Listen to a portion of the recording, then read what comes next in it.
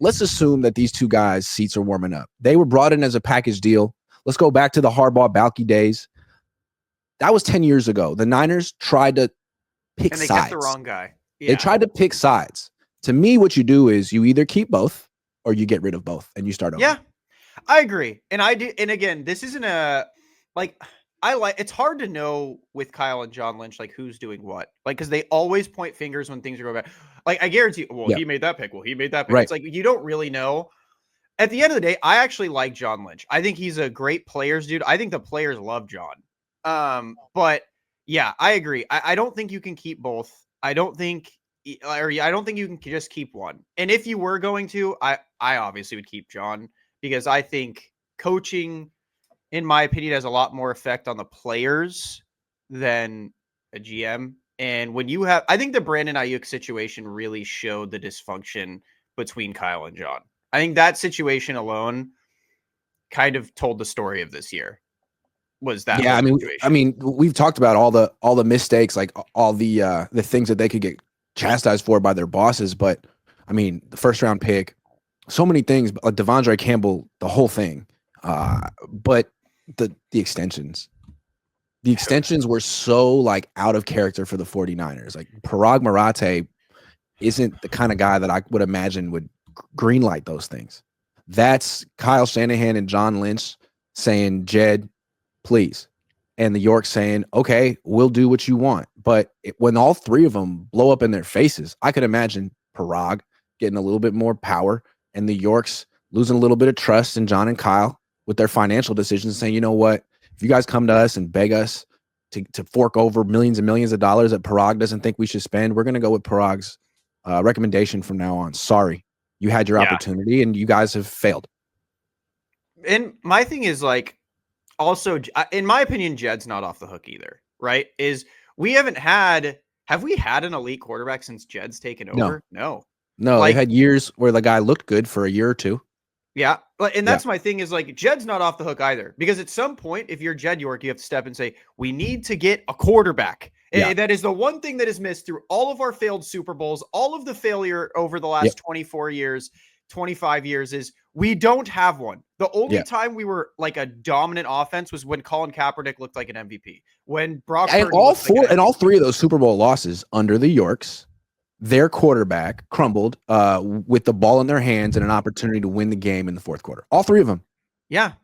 And it's at the point. And to me, that's when you learn. You've learned what you need to know about that quarterback. He's not a champion. You move on.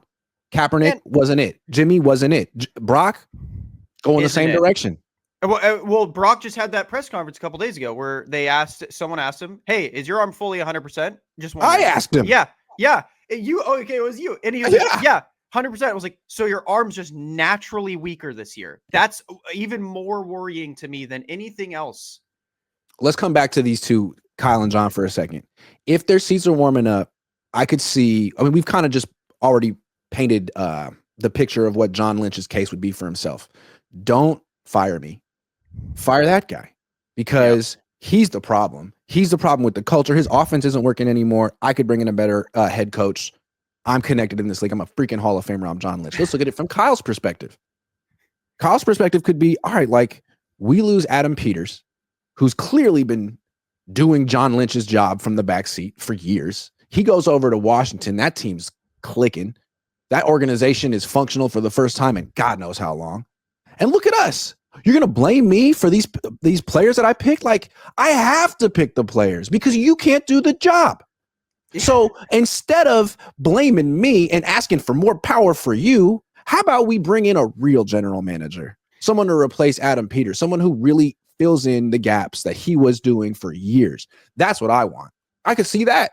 We need you're going to knock me for the picks I'm making? Great, man. Then bring in a real general manager. Here's my thing with Adam Peters, though. Outside of Jaden Daniels, are any of his rookies actually like crazy? Even his signings, Eckler, Bobby Wagner, they're not doing much over there. But look at it bigger from a bigger. It's not just the draft. It's just like overall organizational functioning. Like the Niners are dysfunctional. Yeah. And maybe Kyle says, well, we don't have a general manager. It was Adam Peters. He's gone. Yeah. And now you asking John to actually scout and watch film and sign free agents? Like, he can't. So he asked me, and I have to ask, like, my former, the coaches I know around the league. I mean, freaking, it seemed like Brandon Staley recommended Leonard Floyd, and I don't know who recommended Devondre Campbell, but Kyle coached him in Atlanta.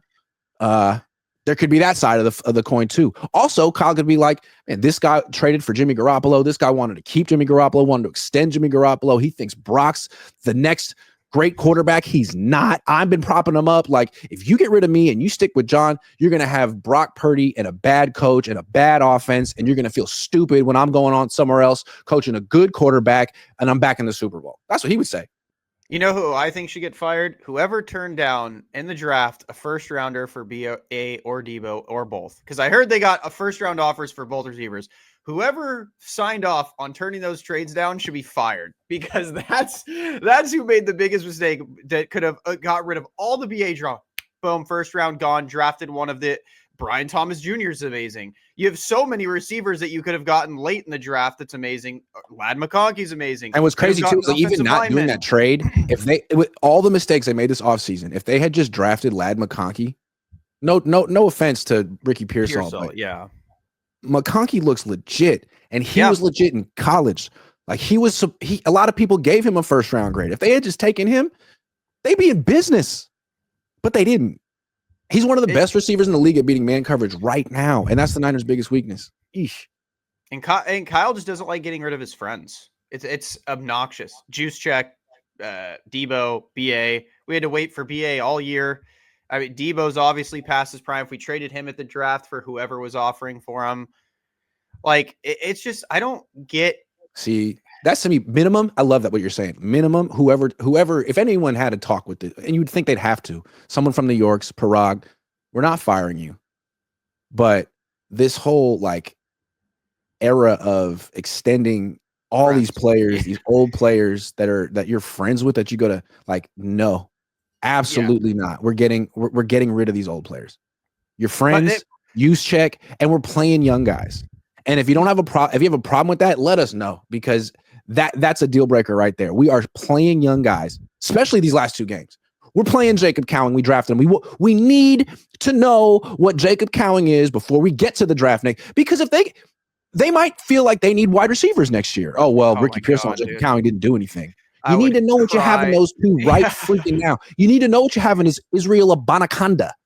You need to know. Why hasn't he played? He was actually so good in college. I don't understand why Patrick Taylor's the only one getting, like, Israel Abanikanda is actually not a bad back.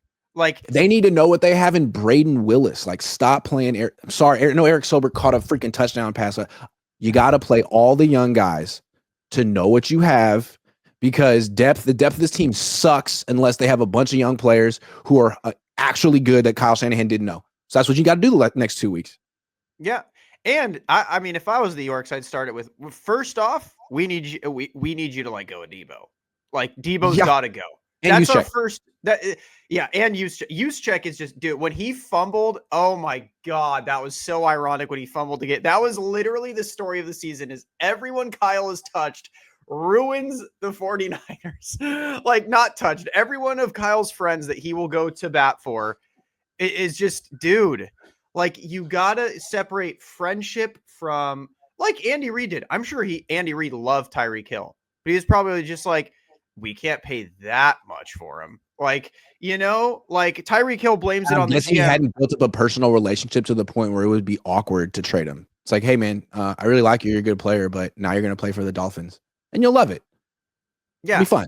It's just like they have to be warming. There's no way you spend more money than the Niners have ever spent in franchise history, and then you miss the playoff. We were talking about this prior to the season. What happens if they miss the playoffs? Like, that would be insane. And then they did. Like, there's no way Parag, Jed, everyone else up there is not pissed, because they were pissed that we spent the money. Do you understand how much money this front office spent this offseason in signing bonuses to keep this team together, because Kyle and John said they were going to win a Super Bowl, and now they have 6 wins? Like, yeah, I'd be pissed. And they're about to have to spend on Brock Purdy. Uh-huh. So And they're going to have to spend to get rid of players. They're going to have to spend on Debo for him to go away.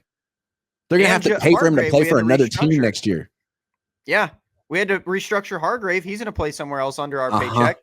Like, it's just, dude, it's one of those things where at some point, like, I get it. Kyle, his highs, but if the lows are this low, like, don't you want consistency? Like, doesn't Jed York want some sort of, like, the Steelers get first rounded every year, sure, but at least they're always competitive. Like, and to me, one reason the highs were high is because the NFC was awful. Yeah. And now, like, the days of being able to, like, win the NFC championship with, you know, some system quarterback who hands off a lot and throws 4-yard passes is freaking over. There's some really good quarterbacks in the NFC now. Especially if, like, a Ben Johnson gets hooked up with a Caleb Williams, like, the NFC just gets even stronger. I mean, the Niners are going to have to go through Sam Darnold every year. Here's the thing about it, all right? We're still laughing about this, but, like, if Sam Darnold wins a Super Bowl, if Sam Darnold has a long run of success with the Vikings, the Niners, that's going to be, like, pushed in their face weekly. You had this guy. He was on your team. You didn't even know it. You let him go. Like, that's a rough one. That's I'm telling you, man, Zach, make up for the 2021 draft. Get Zach Wilson on the team. That's who you wanted in the first place anyways. Bring Zach Wilson in and actually let him. I don't care if you sign Brock to a Baker deal, a 3-year, $100 million deal. Let him compete with Zach Wilson. Just let it naturally happen. If Brock's better, Brock's better. If Zach's better, Zach looked good in preseason. He should not have been the Broncos QB3. Let them compete. I don't want to hear, well, Brock's he's the leader. I don't care. Jimmy was a leader. Jimmy was a great talker. He's a great leader. He's a great friend. I don't care if Brock's buying trucks. Let them compete. Who's better on the football field?